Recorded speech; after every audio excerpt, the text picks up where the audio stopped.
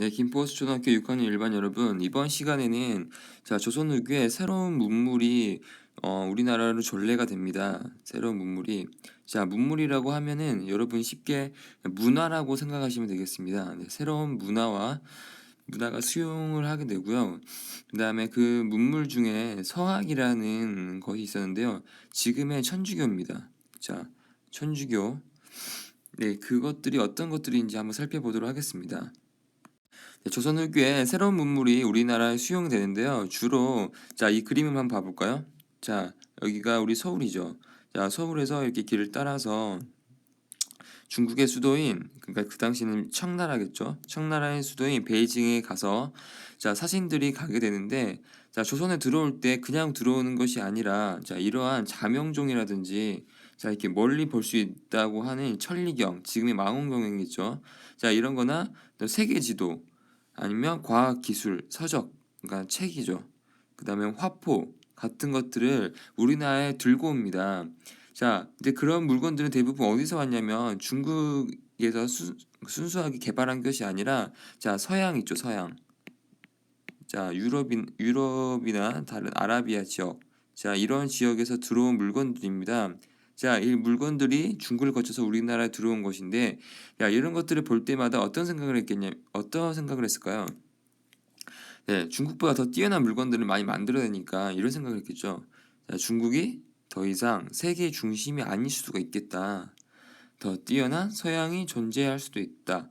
라는 생각을 하게 되면서 점점 중국 중심의 생각에서 좀 더 넓은 세계관으로 이동을 하게 됩니다. 네, 다음으로는 조선 전기와 그다음에 조선 후기에 존재했던 세계 지도를 한번 비교해서 어떤 세계관이 어떻게 변했는지 한번 살펴보도록 하겠습니다. 저기 이름이 긴데 한번 볼까요? 네, 혼일 강리 역대 국도 지도라는 지도가 있겠습니다. 이 지도는 여기 보이는 지도고요. 이 지도는 조선 전기에 나온 지도입니다. 1402년에 제작을 했고요. 1402년이라고 하면은 조선이 건국된 지 한 10년이 지나서 제작이 된 것입니다. 세계를 사각형으로 표현을 했고요. 중앙에 어떤 나라가 있나요? 중앙에 중국이 있죠. 중국이 있고 동쪽에는 우리나라가 있는데 우리나라가 다른 나라에 비해서 어떤 좀 크게 표시를 해놨죠. 그것은 조선 전기에 제작된 세계 지도로서 조선의 어떤 위대성과 우수성을 좀 알리려는 그런 의도에서 좀 실제보다는 크게 제작을 하였습니다. 일본 볼까요? 네, 일본이 우리나라보다 실제로 더 크지만 더 작게 표현이 됐죠. 그 다음에 여기는 아프리카입니다. 아프리카. 그 다음에 여기는 어딜까요? 네, 여기는 유럽입니다. 유럽. 그 다음에 뭐 인도도 있고요. 그 다음에 다른 나라 지역도 있지만 이 시대에는 이렇게 지도를 만들어서 사용을 하는데 특이한 점은 뭐냐면 가장 중앙에 있다는 것은 중요하다는 뜻입니다. 중앙에 어떤 나라가 있나요? 네, 중국이 있죠. 그러니까 중국 중심의 사고라고 생각하시면 되겠고요. 네, 그 다음에 큰 거 크게 그린 것은 조선이죠. 네, 그러니까 중국 다음에 조선을 위대한 나라라고 생각했다라고 여러분들이 알아두시면 되겠습니다. 네, 시간이 지나서 조선 후기가 돌아오고 청나라에서 우리가 새로운 문물들을 수용을 하게 되는데 그 중에서도 세계 지도가 있겠습니다. 유럽에서 만든 세계 지도가 우리나라까지 건너오게 되는데요. 그 대표적인 세계 지도가 뭐냐면 권여망국 전도라는 지도입니다. 네, 세계를 원으로 표현을 하였고요. 중국뿐만 아니라 더 넓은 세계가 있음을 이 지도를 통해서 사람들이 인식하게 됩니다.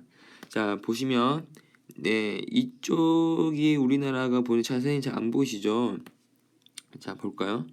네, 어이구 이상해졌네요. 네, 그러니까 네, 이쪽이야 우리나라가 되겠습니다. 우리나라, 한국. 그 다음에 여기 보시면 여기는 아프리카가 있고요. 여기 유럽이 있고 여기는 아메리카 대륙이 보입니다.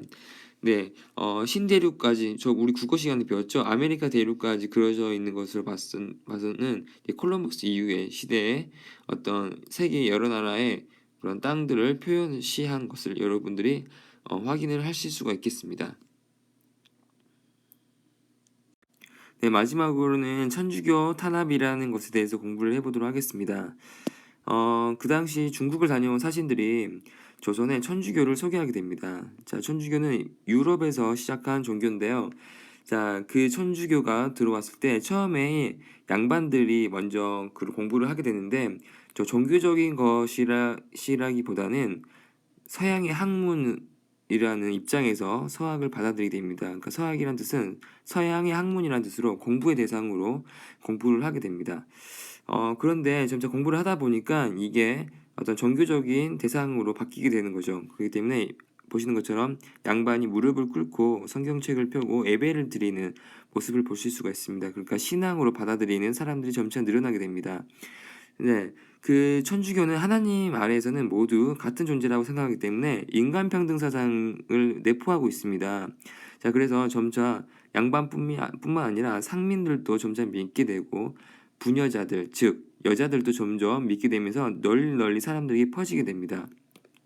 이게 나라 입장에서는 굉장히 좀 그 문제점으로 생각이 될 수 있는 부분이 생기게 되는데요. 자, 천주교는 조상에 대해서 절을 하지 않습니다. 그러니까 즉 제사를 하지 않는 거죠. 자, 엄격한 유교 사회에서는 이것을 용납할 수 없는 부분이기 때문에 나라에서는 엄격히 이것을 엄격하게 제한을 하였습니다. 이렇게 제사를 지내지 않는 것은 잘못된 것이라고 생각을 한 것이죠.